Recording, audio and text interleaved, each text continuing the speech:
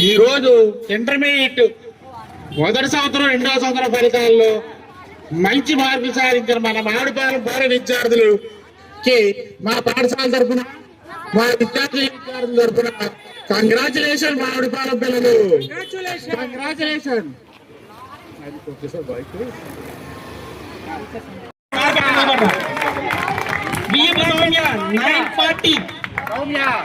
మీ parents తో రా, రండి, మీరు కూడా రండి.